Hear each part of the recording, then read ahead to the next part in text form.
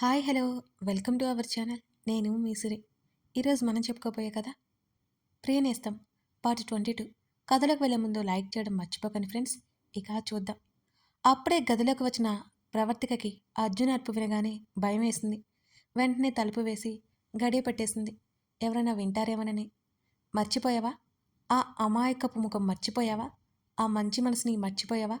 ఇక్కడ ఉండిపోయింది అంటూ తన హృదయం మీద చేతిని పెట్టి చూపిస్తూ ఇక్కడ ఉండిపోయింది. ఆ స్థానంలోకి ఎవ్వరూ రాలేరు, రానివ్వను అన్నాడు ప్రవర్తిక వైపు చూపు తిప్పి. ఆమెకి తెలియకుండా ఆమె కళ్ళు కన్నీరని కార్చాయి. అర్జున్ అతని చేతిని పట్టుకున్నాడు ప్రణయ్. వెంటనే ముఖం తిప్పుకొని కళ్ళు తుడుచుకుంది ప్రవర్తిక.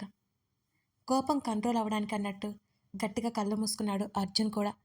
నిజానికి అది కోపం కాదు, బాధ. ప్రణయ్, నన్ను బయటికి తీసుకెళ్ళు అని అడిగాడు అర్జున్. అతని మాట కటువుగా ఉన్నా అతని కళ్ళు కఠినత్వం చూపలేకపోయాయి. ఇప్పుడు అతను ఒంటరిగా ఉండాలని కోరుకుంటున్నాడని అక్కడున్న ఇద్దరికీ అర్థమైపోయింది. సరేరా రవి, నువ్వు కూడా రా, లేకపోతే పెద్దమ్మ అమ్మ ఆరా తీస్తారు అని చెప్పాడు ప్రణయ్. ప్రవర్తిక రావడం అర్జున్కి ఇష్టం లేదు, కానీ మౌనంగా ఉండిపోయాడు.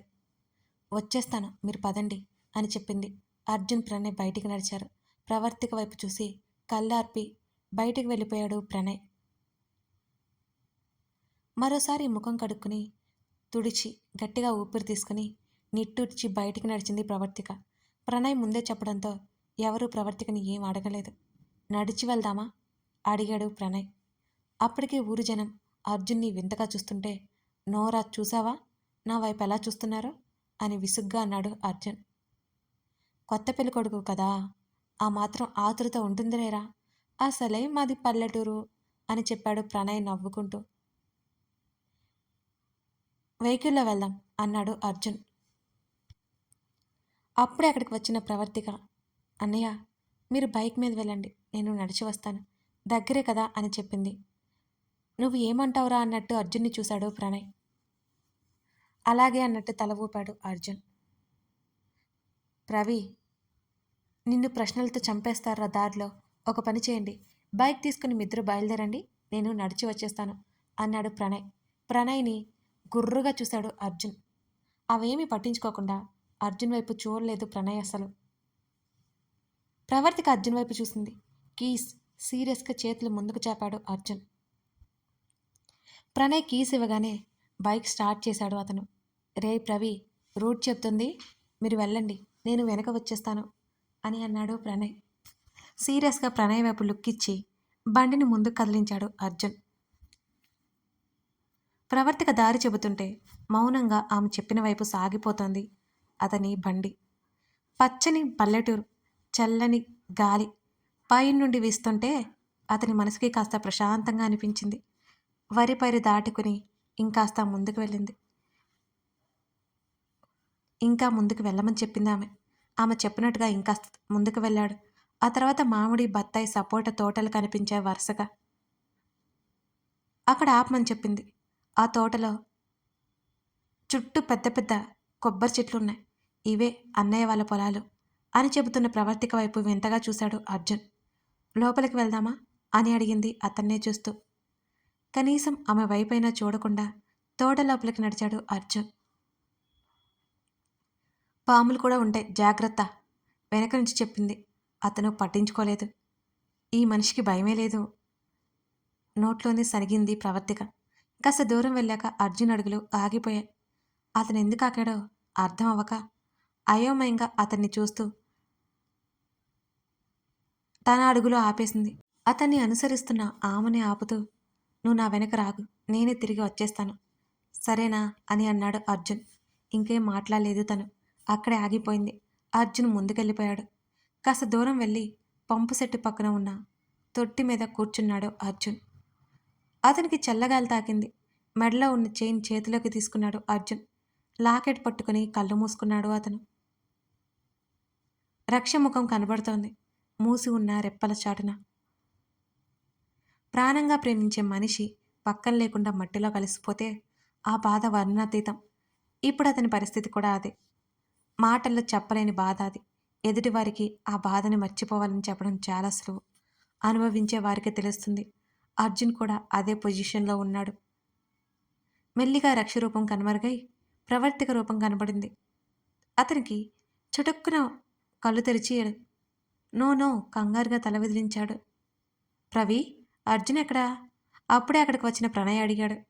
లోపలికి వెళ్ళారన్నయ్య అని చెప్పింది. అవునా, నువ్వు వెళ్ళలేదేంటి? వాడికి కొత్త కదా అన్నాడు ప్రణయ్.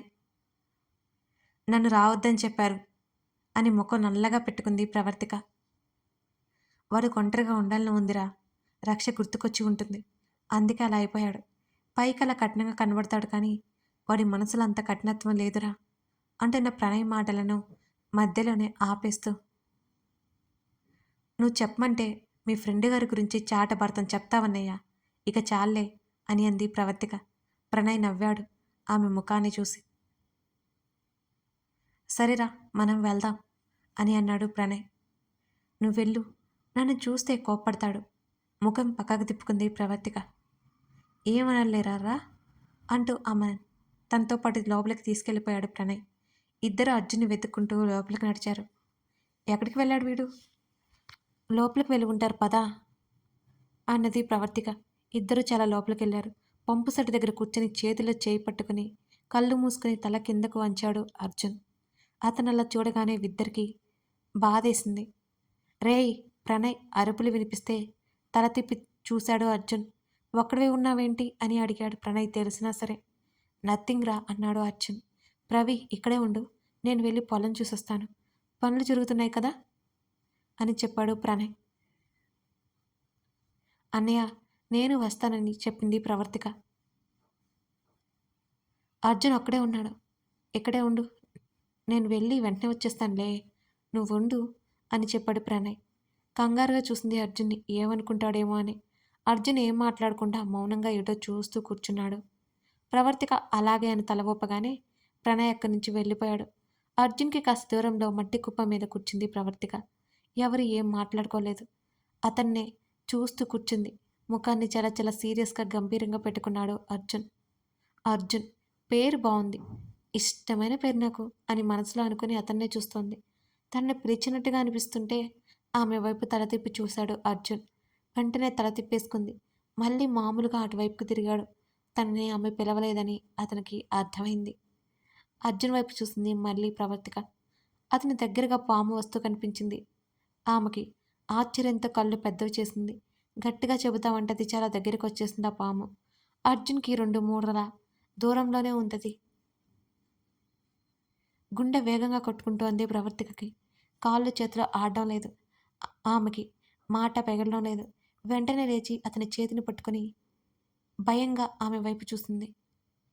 అది దగ్గరికి వస్తుండటంతో ఆమెకి వణుకు లేచింది. అయోమయంగా ఆమెను చూశాడు అర్జున్. ఆమె ముఖంలో కనిపిస్తున్న కంగారుకి ఆమె చూసిన వైపు తల తిప్పి చూశాడు అర్జున్.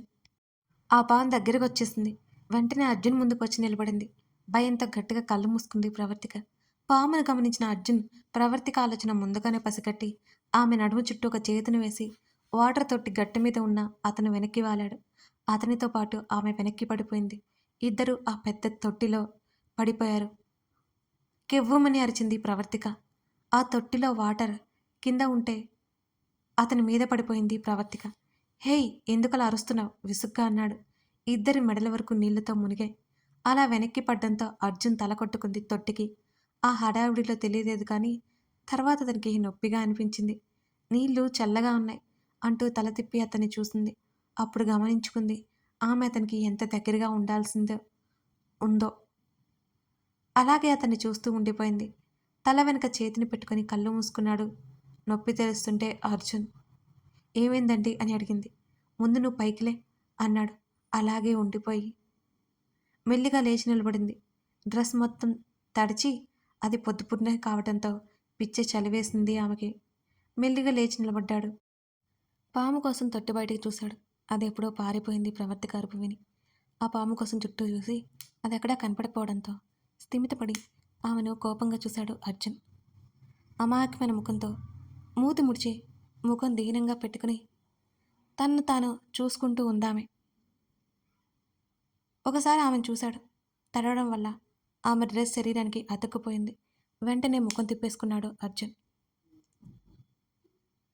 ఆ తొట్టి నుండి బయటకు దిగబోతున్న అర్జున్ని చూసి, అయ్యో పాము ఉందండి, దిక్కండి అంటూ అరిచింది ఆమె. అప్పటికే బయటకు దూకేసిన అర్జున్ వెళ్ళిపోయింది అని చెప్పాడు చుట్టూ చూస్తూ.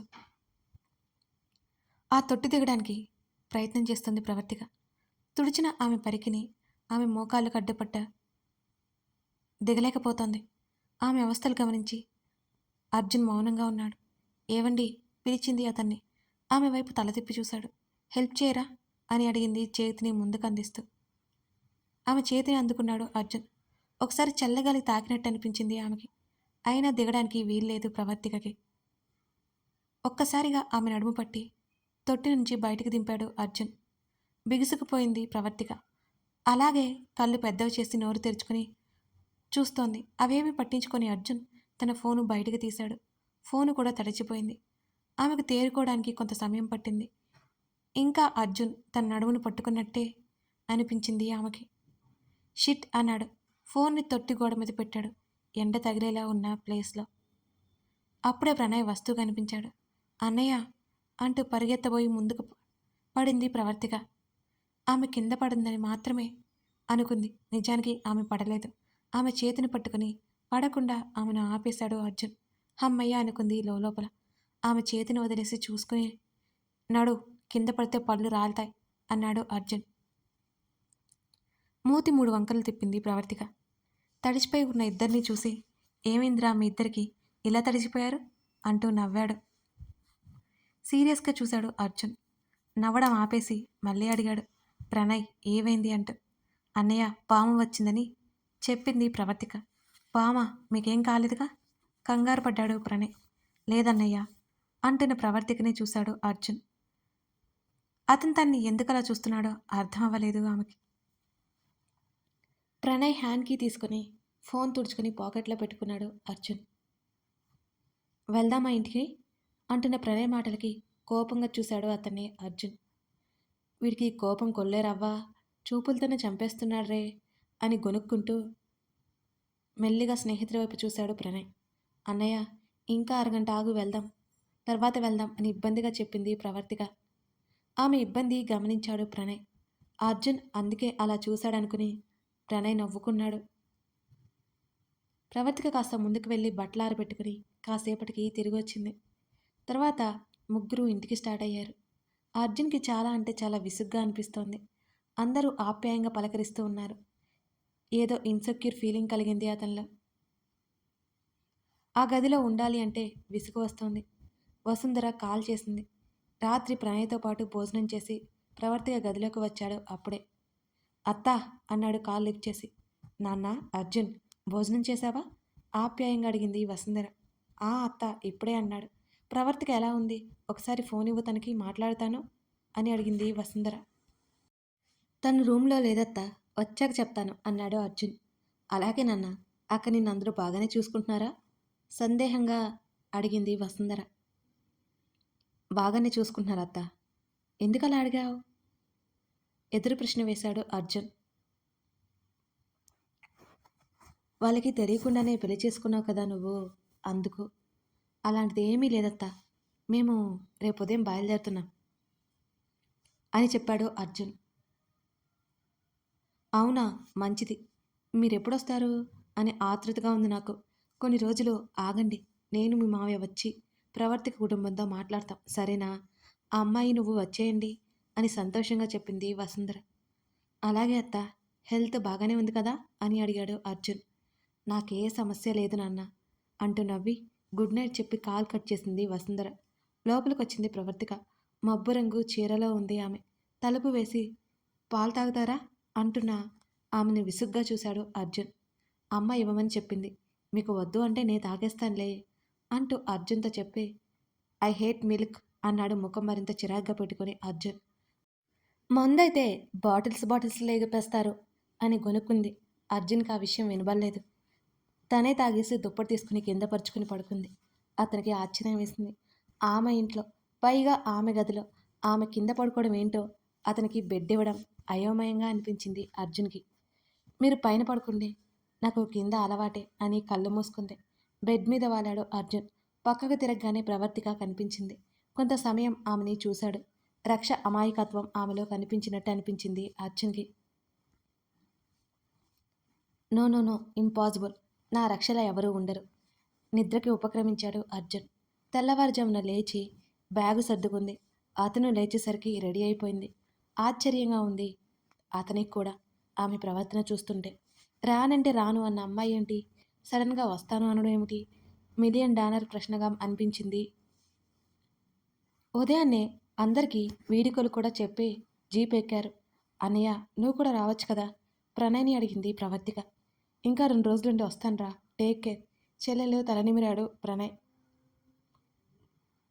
అర్జున్ ఉన్న వైపు వెళ్ళి, అర్జున్, ప్రవీ చాలా సెన్సిటివ్ రా, ప్లీజ్ కోపం వచ్చినా కంట్రోల్ చేసుకో, బ్రతిమాలినట్టుగా అడిగాడు ప్రణయ్. తను ఇప్పటి వరకు బాధపడేలా ఇబ్బంది పడేలా నేనేం చేయలేదు, ఇక మీదట కూడా ఏమీ ఉండదు, నువ్వు కంగారు పడుకో అని అన్నాడు చిరాగ్గా చూస్తూ అర్జున్. అప్పుడు ప్రశాంతంగా అనిపించింది ప్రణయ్కి. అర్జున్ ప్రవర్తిక ప్రయాణం మొదలైంది. ఒకప్పుడు ఆమె కన్నీళ్లతో అతనితో పాటు వెళ్ళింది. ఈరోజు తను ఇష్టానుసారం అతనితో వెళ్తోంది. ఏమవుతుందో మరి, వీరి ప్రయాణం ఏ తీరానికి చేరునో మరి. తెలుసుకోవాలంటే మన ప్రియ నేస్తాన్ని ఫాలో అవ్వాల్సిందే. లైక్ చేసి కామెంట్ చేయడం మర్చిపోకండి ఫ్రెండ్స్. మీకోసం పెద్ద పెద్ద ఎపిసోడ్స్ ఇస్తున్నాను అన్నమాట. నా కష్టాన్ని గుర్తిస్తారని ఆశిస్తున్నాను. Like, comment, share please. Thank you for watching this video.